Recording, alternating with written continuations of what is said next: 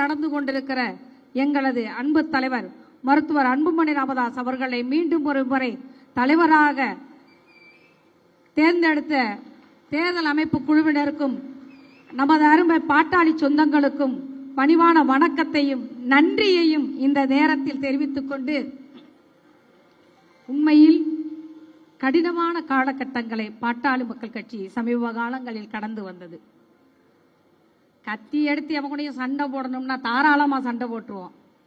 உறவுகளோடும் நட்புகளோடும் ரத்த சொந்தங்களோடும் உண்மையில யாருமே பகைமை பாராட்டல. ஒருத்தர் ஐயா வேணும்னு நின்னோம், இன்னொரு பக்கம் அண்ணா வேணும்னு நின்னாங்க. யாரையும் வேணான்னு சொல்லல. இதுதான் இந்த பாட்டாளி சொந்தங்களின் வலிமை. அண்ணன் வேணும்னு நின்னாங்க, ஐயா வேணும்னு நின்னாங்க. இன்றைக்கு இவர்கள் மத்தியில் இருந்த ஒரு பனிச்சுவரை தன் அன்பின் கதகதப்பால் உடைத்து நொறுக்கிவிட்டு இந்த பொதுக்குழுவில் தலைவராக பொறுப்பேற்றிருக்கிறார் நமது அன்பு தலைவர். எதையும் சும்மா எல்லார்ட்டையும் பதவி வாங்கல, சரியான நிர்வாகத்தை, திட்டமிடலை, மக்கள் பணியை தனது கட்சிக்குள்ளும் நிகழ்த்திவிட்டு இந்த தலைவர் பொறுப்பை மீண்டும் ஒரு முறை அவருக்கு இந்த தேர்தலில் பாட்டாளி சொந்தங்கள் வழங்கி இருப்பது அல்லது அவர் பெற்றிருப்பது உண்மையிலே நமக்கெல்லாம் மகிழ்வான ஒரு விஷயம்.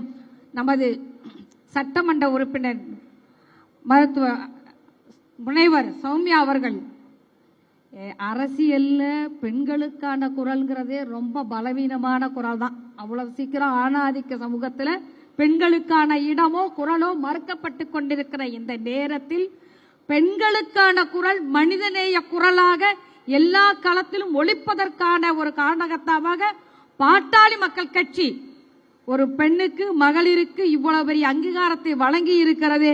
அதற்கும் இந்த பொதுக்குழுவிற்கு மகளிர் சார்பில் நாங்கள் எங்களது நன்றியையும் வாழ்த்துக்களையும் தெரிவித்துக் கொள்கின்றோம். இன்னொரு பக்கம் நரேட்டிவ் பாலிடிக்ஸ், பிம்ப அரசியல் இங்கு நடைபெற்றுக் கொண்டிருக்கிறது. இன்னைக்கு தாங்க லஞ்ச லாவணி எல்லாமே எல்லா எம்எல்ஏவும் இருக்கிறாங்க, எல்லா சட்டமன்ற உறுப்பினர்கள். உண்மையில் 91ஆம் ஆண்டு தொடக்கம் பாட்டாளி மக்கள் கட்சியின் சட்டமன்ற உறுப்பினர்கள், எனக்கு தெரிஞ்சு சக்தி கமலம்மா, சிலம்பு செல்வி, எப்படி சட்டமன்ற உறுப்பினர்களும் நாடாளுமன்ற உறுப்பினர்களும் இன்னைக்கு மற்ற 2 கட்சியோட சட்டமன்ற உறுப்பினர், நாடாளுமன்ற உறுப்பினர்கள் நீங்க பாத்தீங்கன்னா அவங்க எவ்வளவு பெரிய பின்புலத்தோட, எவ்வளவு பெரிய பணபலத்தோட இருந்துட்டு இருக்க அந்த நேரத்தில் இன்னமும் எளிமையின் உருவமாக சிலர் வாழ்ந்து கொண்டிருக்கிறார்கள் என்றால், அன்றைக்கே லஞ்சலாவண்யம் எதையும் தொட்டு கூட பார்க்காத, முகர்ந்து கூட பார்க்காத ஒரு அரசியல் சட்டமன்ற உறுப்பினர்களையும் நாடாளுமன்ற உறுப்பினர்களையும் தந்தது இந்த இயக்கம். நரேட்டிவ் பாலிடிக்ஸ்லாம் அதெல்லாம் வேலையே இல்லை. அதுக்கு முன்னாடியே இவர்கள்லாம் நமக்கு முன்னாடி இருந்திருக்கிறார்கள்.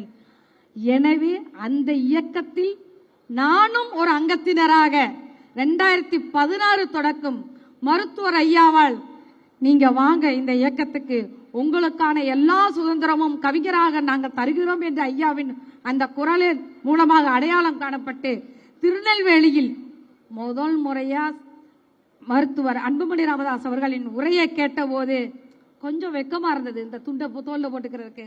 ஏன்னா நம்ம வீட்டுக்குள்ளேயே இருந்த பெண்கள் அரசியல் மேடையில் உட்காரக்கு கொஞ்சம் யோசனையா இருந்த நேரத்தில் அவரது உரை தந்த கௌரவம், இந்த துண்டை நாங்கள் போட்டுக்கொள்வதற்கு கௌரவத்தோடு போட்டுக்கொள்ள வேண்டும் என்று தொடங்கிய அந்த பயணம் இன்றைக்கும் எத்தனையோ தடர்பாடுகளுக்கு அப்புறமும் மீண்டும் ஒரு முறை பாட்டாளி மக்கள் கட்சியின் பொருளாளராக தேர்வு செய்திருக்கிற இந்த தேர்தல் அமைப்பு குழுவினருக்கும், அதை தேர்வு செய்வதற்கு காரணமாயிருந்து என் மேல் நம்பிக்கையும் நல்லெண்ணமும் வைத்திருக்கிற அத்துணை மேடையில் அமர்ந்திருக்கிற மூத்த முன்னோடிகளுக்கும், எங்களது தலைவர் அவர்களுக்கும், எல்லாவற்றையும் விட கடைக்கோடி தொண்டனாக இருந்து கொண்டிருக்கிற பாட்டாளி சொந்தங்களுக்கும் எனது சிறந்தாழ்ந்த நன்றியை இந்த தருணத்தில் தெரிவித்துக் கொண்டு, எல்லாருக்கும் பசி இருக்குன்னு சொன்னாங்க.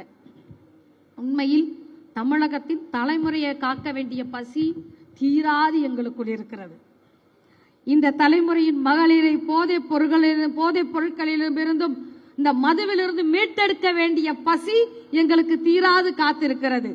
விவசாயிகளை பாதுகாக்க வேண்டிய பசி பாட்டாளி சொந்தங்களாக எங்களுக்குள் இன்னமும் அனல் பூத்த நெருப்பாக இருந்து கொண்டே இருக்கிறது. இன்னமும் சொல்ல போனா இளைஞர்களுக்கான இலவச கல்வி, இளைஞர்களுக்கான வேலை வாய்ப்பு.